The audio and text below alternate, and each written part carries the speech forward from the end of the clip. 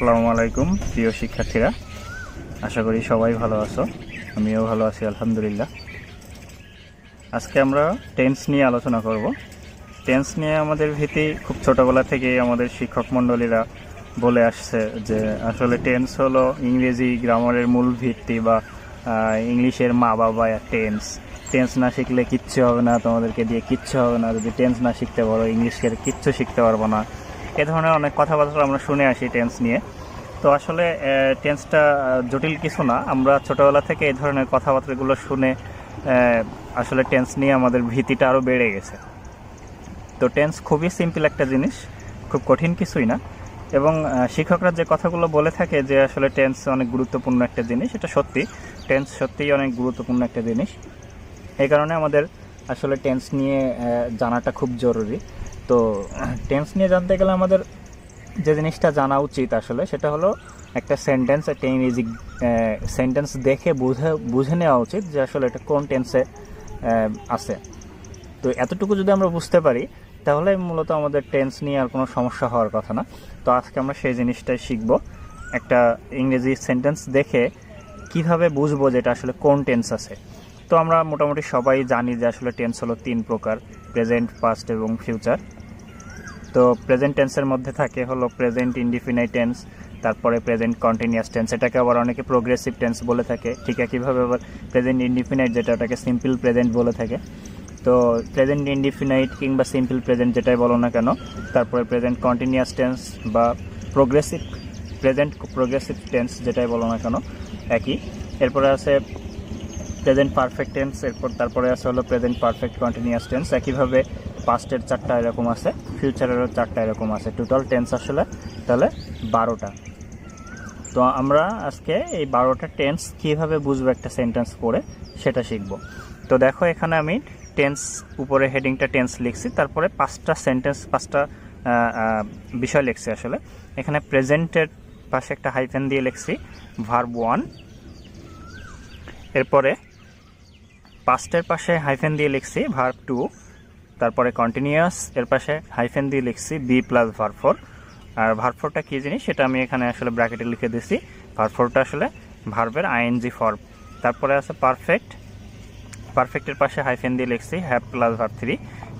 ফিউচারের পাশে হাইফেন দিয়ে লিখছি শ্যাল বা উইল প্লাস ভার্ব 0। আর ভার্ব 0টা কি? ভার্ব 0টা আসলে একটা ভার্বের মূল শব্দ, ভার্ব ওয়ার্ড যেটাকে বলা হয় বা বেজ বলা হয় এটাকে। তো এই 5টা জিনিস আমাদের মনে রাখতে হবে। 5টা জিনিস যদি আমরা মনে রাখতে পারি তাহলে আমাদের টেন্স নিয়ে আর কোনো সমস্যা হওয়ার কথা না। টেন্স আমরা একটা সেন্টেন্স দেখেই বুঝে নিতে পারবো এটা কোন টেন্সে আছে। তো এই 5টাকে আসলে শর্ত বলা চলে। যেমন প্রেজেন্ট যে টেন্সটার নামের মধ্যে প্রেজেন্ট থাকবে সেই টেন্সটার মধ্যে একটা ভার্ব 1 থাকবে। যে টেন্সটার নামের মধ্যে পাস্ট থাকবে সেই সেন্টেন্সটার ভিতরে একটা ভার্ব 2 থাকবে। যেই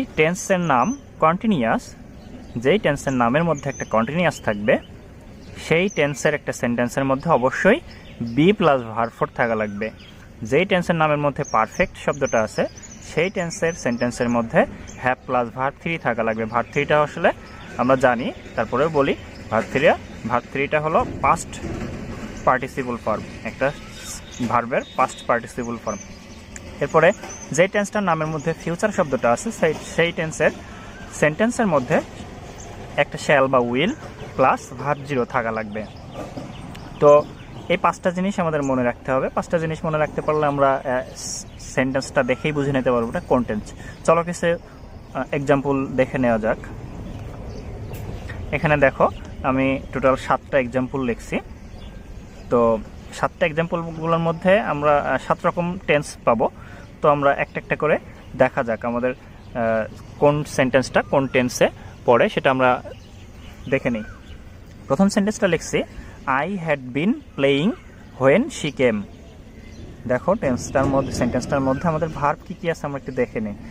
সেন্টেন্সটার মধ্যে ভার্ব আছে হলো হ্যাড, এরপরে ভার্ব আছে হলো বিন, এরপরে ভার্ব আছে প্লেয়িং, এরপরে এটুক আপাতত বাদ রাখি আমি পরেরটুকু। তো দেখো 3টা ভার্ব পাইছি আমরা বাক্যের মধ্যে। তো বাক্যের মধ্যে ভার্ব 3টাকে আমরা একটু অ্যানালাইসিস করি। হ্যাড এটা হলো একটা হেল্পিং ভার্ব বা অক্সিলারি ভার্ব।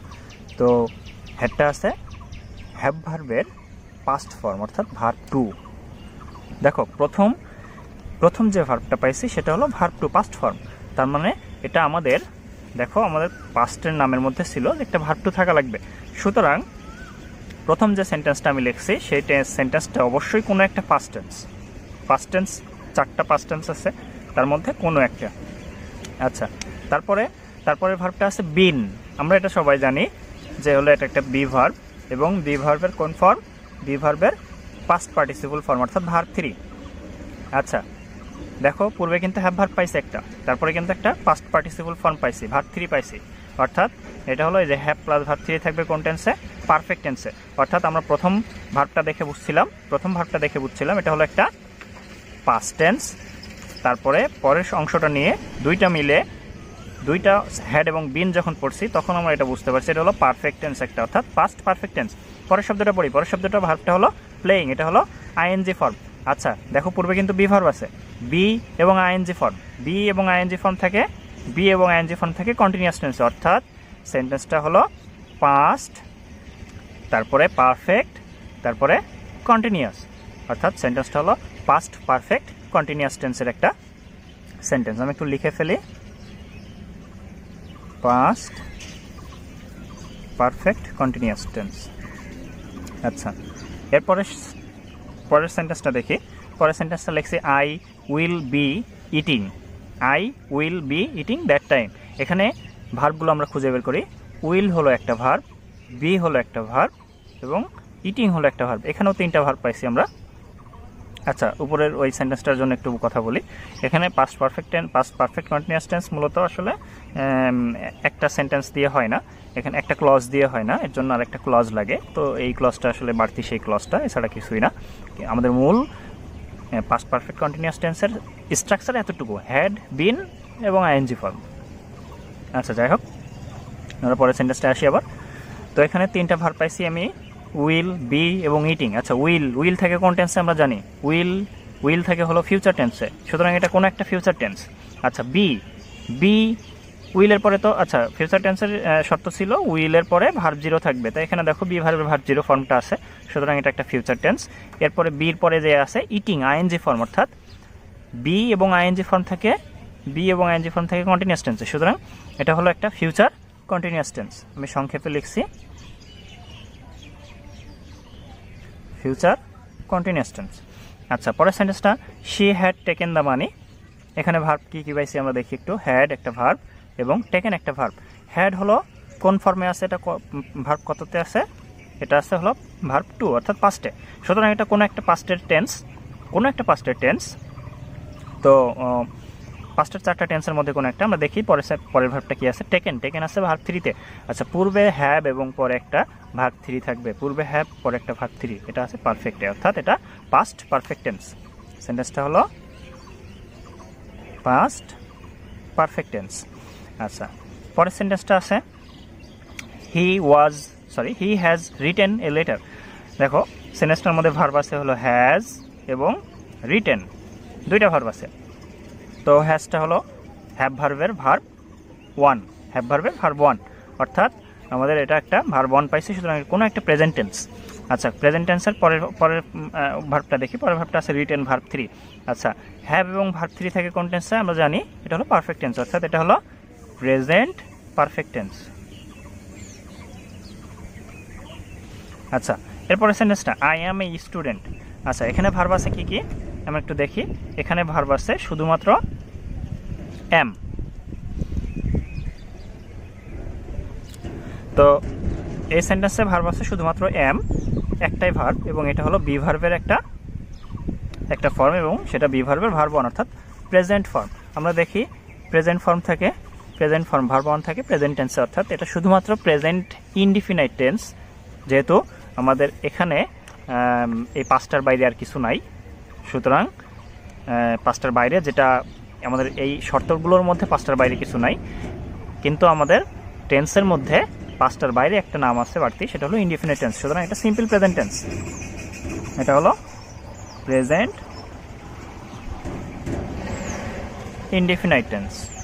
পরের সেন্টেন্সটা দেখা যাক। Rima had a computer. এই বাক্যে একটা মাত্র ভার্ব আছে, সেটা হলো হ্যাড, এবং এটা হলো হ্যাভ ভার্বের একটা ফর্ম এবং সেটা ভার্ব টু অর্থাৎ পাস্টে আছে এবং একটাই ভার্ব আছে, সুতরাং ভার্ব টু থাকবে শুধুমাত্র একটা, সেটা হলো পাস্টের একটা শর্ত। সুতরাং এ দেখো ভার্ব টু থাকবে পাস্টের একটা শর্ত, সুতরাং সেন্টেন্সটা আছে পাস্ট ইনডিফিনাইট টেন্সে। পরের সেন্টেন্সটা দেখা যাক। পরের সেন্টেন্সটা লিখছি শি ওয়াজ রিডিং। আচ্ছা, বাক্যটার মধ্যে ভার্ব আছে কি কি? ওয়াজ এবং রিডিং। আচ্ছা, ওয়াজ হলো বি ভার্বের একটা ফর্ম এবং সেটা হলো ভার্ব টু অর্থাৎ পাস্টে, সুতরাং সেন্টেন্সটা কোনো একটা পাস্টের টেন্স এবং পরেরটা আছে আইএনজি। দেখো এটা পাস্টের একটা টেন্স, সেটা বুঝে ফেলছি, এবং পরেরটা আছে হলো আইএনজি। সুতরাং পূর্বে বি এবং পরে আইএনজি থাকে কোন টেন্স আমরা দেখি? পূর্বে বি পরে আইএনজি ফর্ম থেকে হলো কন্টিনিউয়াস টেন্স, সুতরাং এটা হলো past continuous tense, past continuous tense. তো তোমরা চাইলে এই এভাবে আর কি আরও বিভিন্ন সেন্টেন্সের এক্সাম্পল দেওয়া যেত, তো ভিডিওটা অনেক বড় হয়ে যাবে বিধায় আমি সেটা করিনি।